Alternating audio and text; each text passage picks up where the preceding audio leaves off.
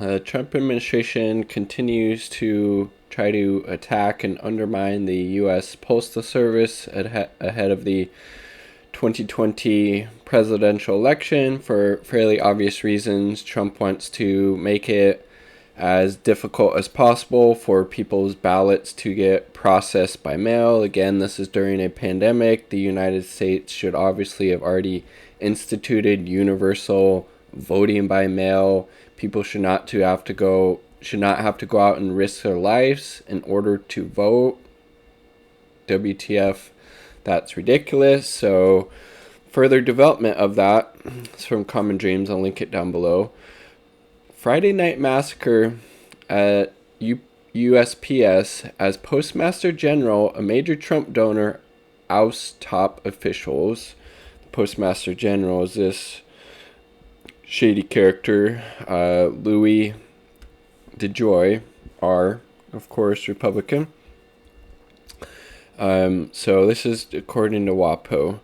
The shakeup came as congressional Democrats called for an investigation of DeJoy and the cost-cutting measures that have slowed mail delivery and installed ballots in recent primary elections.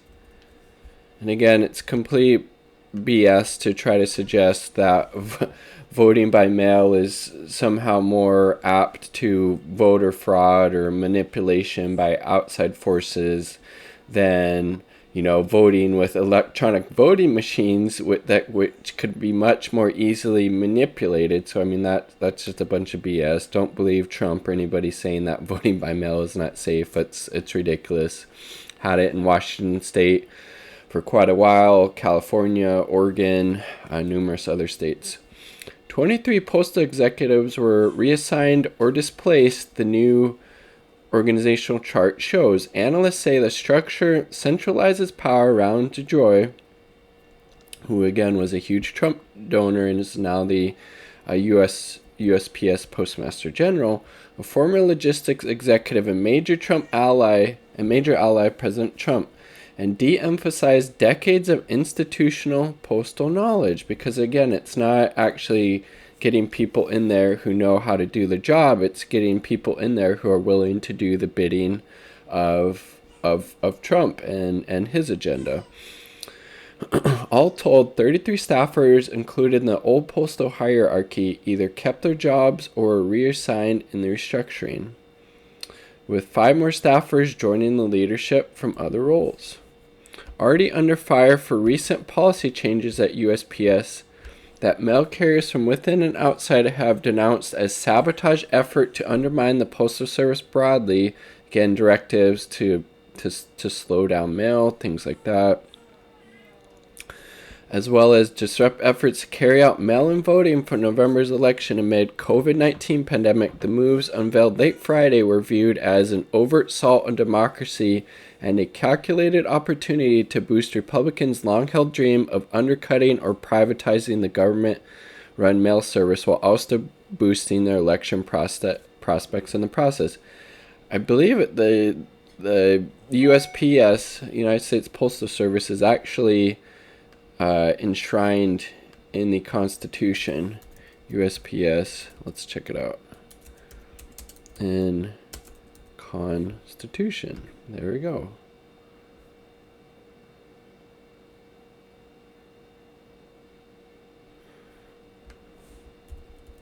Postal Clause, Wikipedia. The Postal Clause was added to the Constitution to facilitate interstate communication as well as to create a source of revenue for the early United States. I mean, there you go. Another Friday night massacre by his administration, and this time dealing another devastating blow to our postal service, says Representative Mary Gay Scanlon, D. Pennsylvania. The American people deserve answers and we're going to keep fighting for them. I mean, it's just so ridiculous, like literally wanting to privatize the postal service, who is able to, deliver for whatever its stamp is, 40, 50 cents, something like that. You can go mail a letter to anybody in the United States for that, no matter how rural, out of the way the USPS operates there.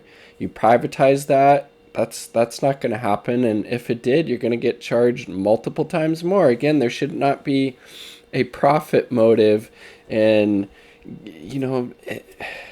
in the post office, in postal care, it's ridiculous.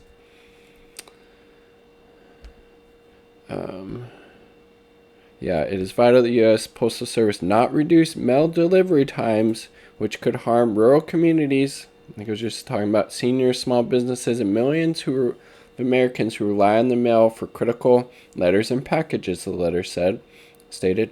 Eliminating overtime and directing postal workers to leave mail on the floor of postal facilities will erode confidence in the postal service and drive customers away, resulting in even worse financial conditions in the future. Again, that's the whole goal of Republicans and Trump, is they want to create conditions that make it look so bad that more people would maybe get behind the idea of privatizing them. It's all part of the strategy. I mean, I guess Elizabeth Warren was among those who signed the letter, also called for DeJoy's efforts to be investigated by the Inspector General of the USPS. Since 2016 alone, DeJoy has donated more than $2.5 million to the Republican Party and candidates. 2020, prior to his appointment as Postmaster General by the GOP-controlled Board of Governors, DeJoy had already given approximately $360,000 to a super PAC supporting Trump's reelection.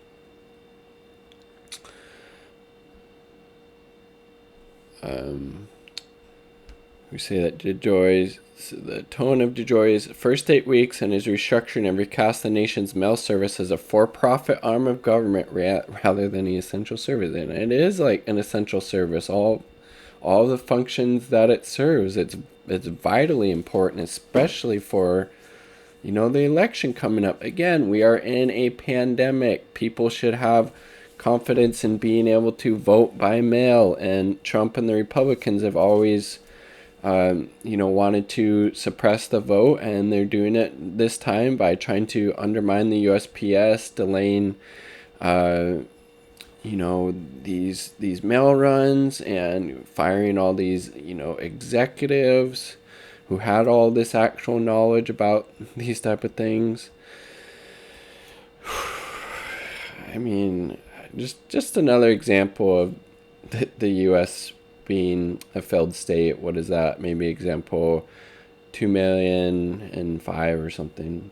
There's a lot, unfortunately. Peace.